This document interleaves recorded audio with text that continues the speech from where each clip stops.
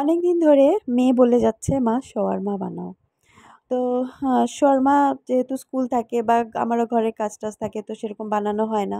তো এখন যেহেতু ওদের ভ্যাকেশন চলছে, তো এখন আরম্ভ করেছে না অনেকদিন ধরেই বলছে তুমি বানাচ্ছ না তো আজকে যেভাবে হোক তুমি বানাও। তো আমি ভাবলাম চলো বানাই তো একটা ভিডিও করে ফেলি YouTube এও দেওয়া যাবে। আর বানানোও হচ্ছে না বেশ অনেকদিন। আর ভিডিওটা একটু লম্বাই হবে কারণ শর্মার যে পিটা ব্রেডটা যেটা শর্মাটা স্টাফিং করা হয়, এটাও আমি কিনি না, এটা আমি ঘরেই বানাই। তো কিভাবে পিটা ব্রেডটা বানাই সেটাও আমি একবারে এই ভিডিওটা দেখিয়ে দিচ্ছি। তো এই বোলে আগে আমি নিয়ে নিচ্ছি ইস্ট ১ চামচের মতো। আর এটা আমি সামান্য একটু গরম জল দিয়ে ১৫ মিনিটের মতো আমি এটা রেস্টে রেখে দেবো। চলো ১৫ মিনিট পর ঘুরে আসি। এই দেখো একটু ফুলে গেছে ইস্টটা। তো এবার আমি এটার মধ্যে সামান্য একটু নুন আর একটা ডিম ভেঙে আবার মিক্স করে নেব। পিটা ব্রেডগুলো কিনতেও পাওয়া যায়, তো কিনেও আপনারা করতে পারেন। ওটার মধ্যে জাস্ট স্টাফিংগুলো করে নিলেই হলো। তো ঘরে বানাতে একটা আলাদাই ভালোই লাগে, ঘরে একটা বানিয়ে নিজে বানিয়ে একটা করাটা।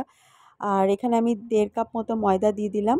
আর এখানটা আমি যেহেতু বেশি বানাচ্ছি না তো ১ চামচ ইস্টে আমি ১.৫ কাপ মতো ময়দা দিয়েছি। আর এখানে আমি সামান্য একটু গরম জল দিয়ে দিয়েছি মাখার জন্য।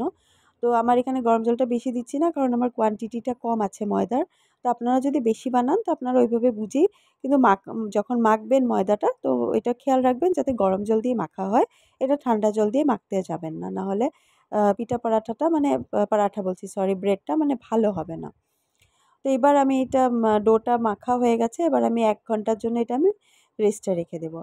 এবার চলো হোয়াইট সসটা বানিয়ে নিই। হোয়াইট সসের জন্য এখানে আমি দিয়ে দিচ্ছি ২ চামচ মতো দই, ১ চামচ আমি দিয়ে দিচ্ছি চিজ সস, এখানে দিয়ে দিচ্ছি মেয়োনিজ ১ চামচ, অল্প একটু সামান্য একটু রসুন বাটা, আর এখানটায় দিচ্ছি ১ চামচ মতো লেবুর রস। লেবুর রসের জায়গায় ভিনিগারও দেওয়া যায়। তো এখানে আমি ব্লেন্ড করে নিয়েছি সসটা। এটা আমরা হাতেও মিক্স করে নিতে পারতাম মানে ইসে করে। কিন্তু যেহেতু ব্লেন্ড করে নিলে মিক্সিংটা ভালো হয় আরেকটু। এখানে আমি অরিগানো দিয়ে দিচ্ছি ১ প্যাকেট আর ১ প্যাকেট মতো চিলি ফ্লেক্স। তো আমার এখানে হোয়াইট সসও রেডি হয়ে গেছে। এবার আসবে হচ্ছে স্টাফিং কীভাবে করব সেটা হচ্ছে চিকেনের স্টাফিংটা করছি। তো চিকেনটা আমি ম্যারিনেট করে রাখবো।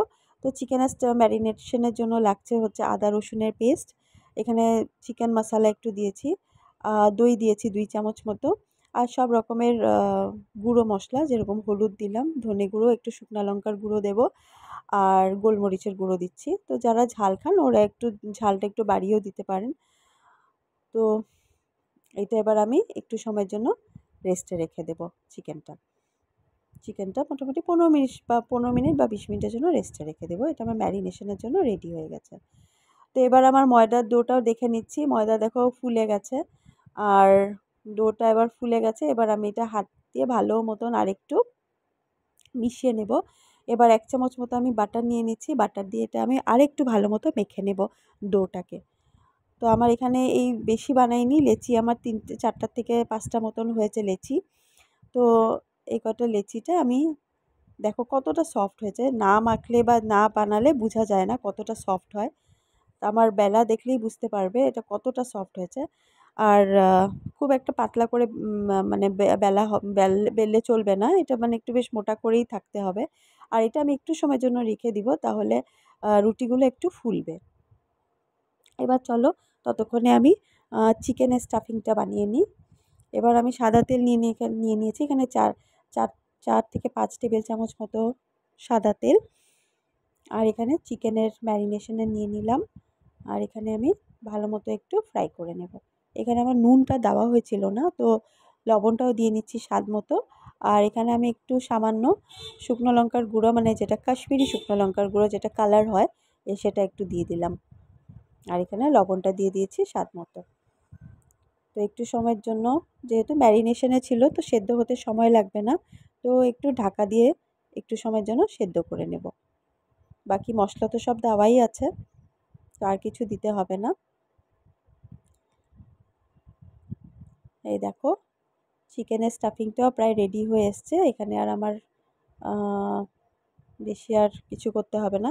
তো যারা ভেজিটেরিয়ান ওরা এই স্টাফিংয়ে চিকেন না দিয়ে পনিরও দিতে পারে। তো পনিরও এরকম কিউব কিউব করে কেটে এই ম্যারিনেশন যারা মানে একদম ভেজ খেতে চান ওরা আদা রসুন মানে রসুন বা রসুনটা না দিলেও চলবে, জাস্ট আদা বাটাটা দিয়েও করতে পারে। দেখুন আমার চিকেনের স্টাফিংটাও পুরো রেডি হয়ে গেছে। আর এখানে যে একটু তেল ছিল প্যানে, ওটায় আমি বেল পেপারগুলো একটু সতে করে নেব, কারণ বেল পেপারটা একদম কাঁচা কাঁচা খাওয়া যায় না, তো সামান্য একটু এপিট ওপিট করে নেব ওই তেলেই। আর এখানে আমি পেঁয়াজ, বাঁধাকপি আর এই যেটা বেল পেপার এগুলো আমি পুরো রেডি করে রেখেছি, এগুলো স্টাফিংয়ে যাবে। তো এবার দেখো রুটিগুলো এবার ভেজে নেব। কতটা সফট এটা একবার না বানালে বোঝা যাবে না। আর এই ডোটা অনেক কিছুরই কাজে আসে, যেমন যদি বান কেউ বানায় তো এইভাবেই বানাতে হবে, ঠিক যেভাবে আমি মেখেছি ওই ডোটা দিয়ে বান বানানো যায়। আর এই ডোটা দিয়ে নানও ঠিক এই প্রসেসেই বানায়। তো ব্রেডটাও ঠিক, তো আপনারা যখন বান বানাবেন ঠিক আমি যেভাবে মেখেছি এইভাবেই মেখে আপনারা বান বানাতে পারেন। আর নানের জন্য ডোটাকে ঠিক এভাবেই মাখতে হবে, মেখে বানানো যাবে। আর পিঠা ব্রেডটাকে আপনি গোল শেপও করতে পারেন, কি আপনি ওভেল শেপও করেও বানাতে পারেন। তো এটা আপনাদের নিজের উপরে, আমি গোল করেই করেছি। তো এই দেখুন আমার একটা একটা করে সবকটা ভাজা হয়ে গেছে। আমি 4-5টা এইভাবে ভেজে নিয়েছি। আর কতটা সফট হয়েছে এই দেখো, কতটা সফট হয়েছে রুটিটা, বুঝতেই পারছো। তো চলো এবার স্টাফিং করে নিই। কীভাবে স্টাফিং করব, একটা রুটি নিয়ে নিলাম, ওর মধ্যে হোয়াইট সস যে বানিয়েছিলাম হোয়াইট সসটা আমি পুরো স্প্রেড করে দিয়েছি। আর এর মধ্যে নিয়ে নিয়েছি হচ্ছে চিলি সস আমার সামান্য একটু দিয়ে দিলাম। আর নিয়ে নিচ্ছি হচ্ছে পিৎজা সসটা পিৎজা বা পাস্তা সস। তো পাস্তা সসটা যাদের কাছে নেই তো ওরা স্কিপও করতে পারে, কোনো অসুবিধা নেই। জাস্ট চিলি সসটা দিলেও হবে। আর হোয়াইট সস তো দেওয়াই আছে। আর এখানে আমি চিকেনের স্টাফিংটা দিয়ে দিচ্ছি বেশি করে। এখানে বাঁধাকপি যেটা ঝিরিঝিরি করে কেটে রেখেছিলাম, পেঁয়াজ আর হচ্ছে বেল পেপার যেটা একটু সতে করে রেখেছি, এইগুলো সব কটা দিয়ে দিচ্ছি স্টাফিংয়ে। উপর থেকে আরেকটু সস দিয়ে দিচ্ছি। খুবই মানে জুসি হয় রেসিপিটা, মানে খেতে খুবই ভালো লাগে, খুব জুসি হয়। এখানে আবার একটু হোয়াইট সস দিয়ে দিলাম।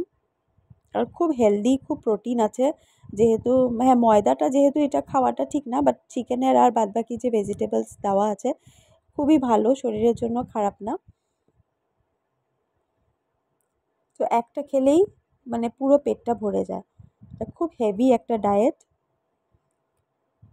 দেখুন আমার মোটামুটি বানানো হয়ে গেছে সব কটা।